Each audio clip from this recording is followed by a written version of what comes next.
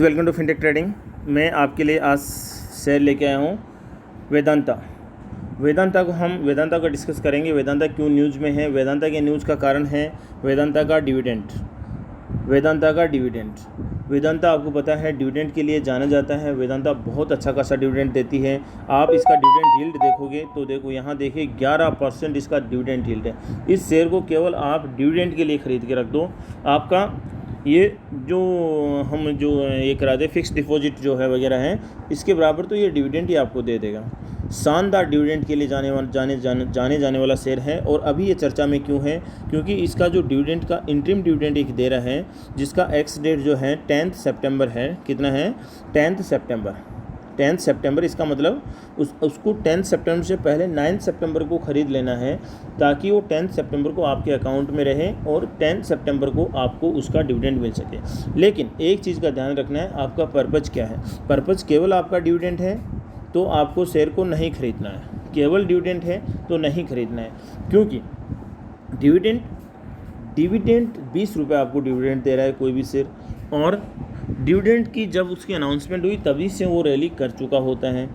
तो अभी जब वो डिविडेंड देगा तो वो डिविडेंड कहाँ से देगा? वो अपने बुक जो उसकी बुक है, जो उसका जो बैलेंस शीट है उसी में तो डिविडेंड देखा।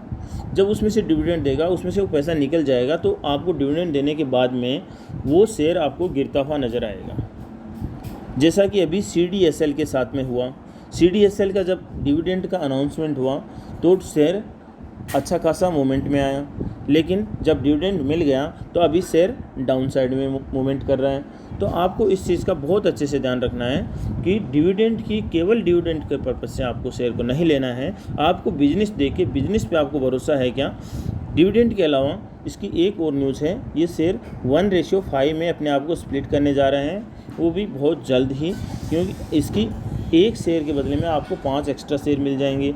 इसकी 5 नई कंपनियां और बन रही हैं। ये शेयर एक कॉन्ग्लोमेरेट है, बहुत सेक्टर्स में काम करता है, इसलिए आप ये देखिए इसका एक डाइवर्सिफाइड एक कंपनी है। वेदांता लिमिटेड एक global natural resource company with a diversified portfolio और इन जिंक, आयरन और lead, steel, copper, aluminium, power, oil, बहुत से सेक्टर्स में काम करते हैं। इससे पहले कि प्लीज़ आप हमारे चैनल पे फर्स्ट टाइम विजिट कर रहे हो तो प्लीज़ चैनल को सब्सक्राइब कर दीजिए और वीडियो को लाइक कर दीजिए, जिससे कि हमारा मोटिवेशन अप रहे और आने वाले जो भी आपको अपडेट है वो सबसे पहले मिलते रहें। और अभी हम इसमें क्या परचेजिंग कर सकते हैं क्या, इसके हिसाब से आप इसका लेवल्स देखिए। इसके लेवल्स के हिसाब से मैं बोलूँगा कि इसका 450 का जो लेवल है, यहाँ पे 450 के आसपास, 450 440 का जो लेवल है, बहुत ही शानदार डिसेंट लेवल है परचेजिंग के लिए। अभी इस शेयर में यदि आप परचेजिंग करना चाह रहे हो तो थोड़ा सा मुझे लग रहा है कि और वैल्यूड होगा। जैसा कि इसका पी रेशियो जो है 34 है। यदि पी रेशियो इसका 30 के आसपास हो तो शानदार बोला जाएगा। वहीं पी रेशियो यदि 4 के आसपास रहेगा तो मैं इसको ठीक बोलूँगा। ROE 13% दे रहे हैं, ठीक ठाक बोलूँगा।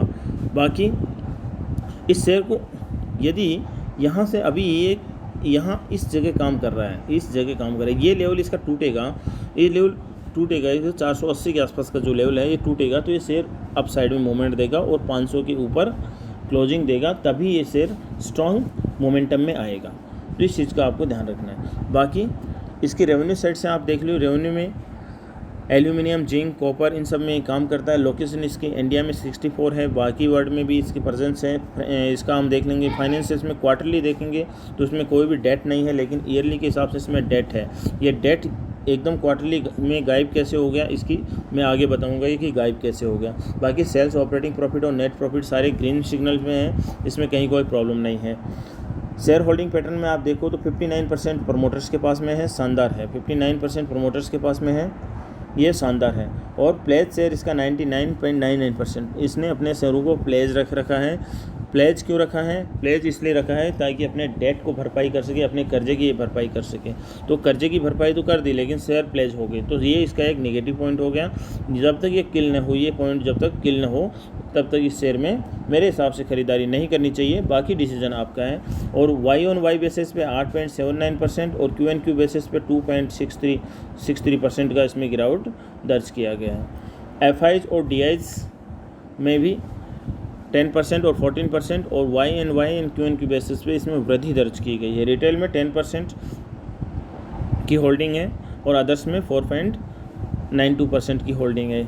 ये सब चीज़ें हैं। बाकी आपको पर्सनली यदि शेयर अच्छा लगता है तो आप कंपनी का जो प्रोफाइल देख के, कंपनी का बैलेंस शीट देख के, कंपनी का ऑपरेटिंग प्रॉफिट देखे, कंपनी का बैलेंस शीट आप देख के, कंपनी में आपको विश्वास हो कि कंपनी फ्यूचरिस्टिक कंपनी है, तो आपको किसी भी कंपनी में एंटर करना चाहिए। केवल डिविडेंड, स्प्लिट, ये सब चीज़ें तो जो कॉर्पोरेट एक्शन है वो होते रहते हैं, उनके हिसाब से कभी भी आपको एंटर नहीं करना चाहिए। मेरा ही पर्सनल राय है, बाकी आपका ओपिनियन कुछ और हो सकता है।